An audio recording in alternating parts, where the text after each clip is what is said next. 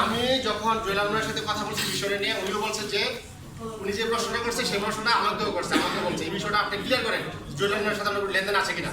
আমি আপনারা কেউ আমার কথা শিখানো না জানায় না, উনি আমাকে প্রশ্ন করুন, আমি সত্যের প্রতিবাদ করতে এখানে আছি। আচ্ছা ঠিক আছে, তো বাবা আপনি প্রশ্ন করেন ওনার সাথে লেনদেন আছে কিনা। আমার সাথে ওনার কোনো লেনদেন নাই, এহকালও নাই, পরকালও নাই। আচ্ছা ঠিক আছে, কোনো কালই নাই, ওনার সাথে কোনো জায়গার ব্যবসা আমার নাই, পরিষ্কার। পুলিশ পরিচয় যে তিনজন ব্যক্তি আপনাকে পুলিশ পরিচয় আপনাকে তুলে নিয়ে পুতুলের সামনে নিয়ে থানার সামনে নিয়ে দীর্ঘক্ষণ অবস্থান করাইছে, পরবর্তী দিকে আপনি থানা প্রশাসনের মাধ্যমে নিশ্চিত হয়েছে তারা প্রশাসনের কেউ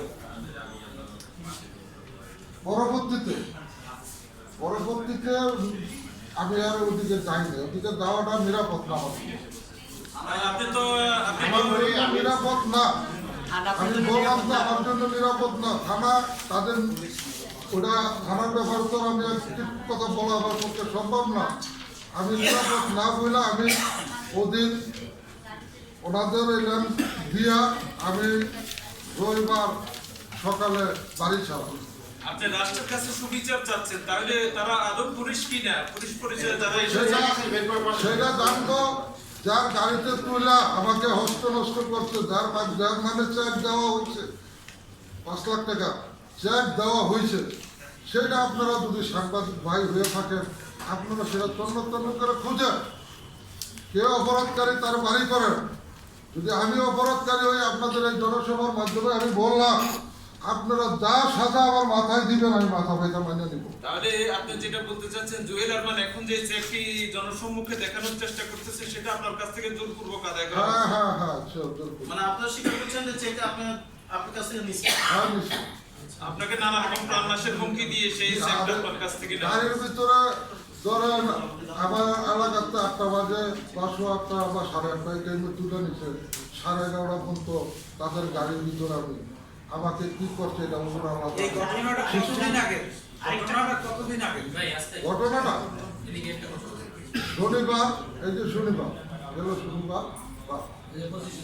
আচ্ছা, জুয়েল আরমানের বিরুদ্ধে যে আপনি অভিযোগটা নিয়ে আসছেন সেই সময় যারা আপনাকে অপহরণ করতে আসছিল বা যারা পুলিশের পরিচয় দিয়েছিল তাদেরকে কাউকে চিনেন কিনা, আর সেই সময় জুয়েল সাথে ছিল কিনা? সেটা রাত্র করে ফেস দেখলে আশা করি এখন ছিল ফেস দেখলে আইডিয়ার কথা বলা যাবে, আপনি তো ফেস দেখলে আমি চিনি। আপনি ব্যক্তিগতভাবে নিয়ে যান কাউকে চিনেন কিনা? হাত করার লগে আছে সবকিছু, ওই প্রশাসনিকভাবে সবকিছু আছে। এখানে অভিযুক্ত জুয়েল ছিল কিনা?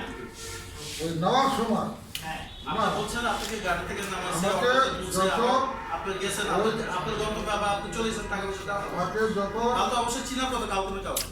আমাকে যখন ওই মাদার গলিতে ফতুল্লা থানার সামনে যে মাদার গলি প্রায় 20 মিনিট থেকে আধা ঘন্টা সময় কাটায় যখন ডিআইডি মাঠে আনেন, ডিআইডি মাঠে আনার পরে জুয়েল আরমান ছিল, আরো প্লাবান ছিল অন্ধকারের ভিতরে, কেউ চিনি না।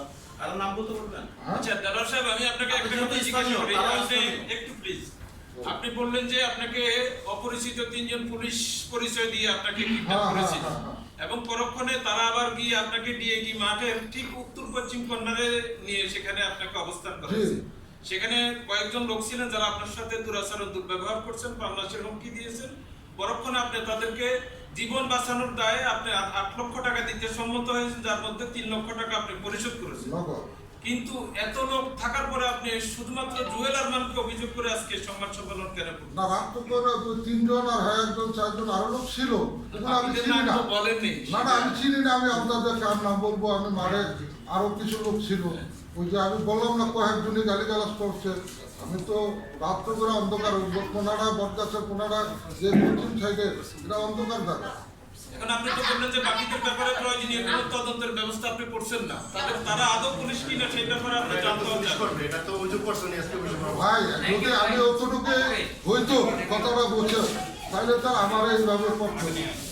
আগে বিষয়টা বলতে হবে যে একটা লোক কখন কেস চালাবে না বুঝে ঢাকায় আসে, এটাও আপনাদের কিছু মাথা তাহলে আমার আরো সুন্দর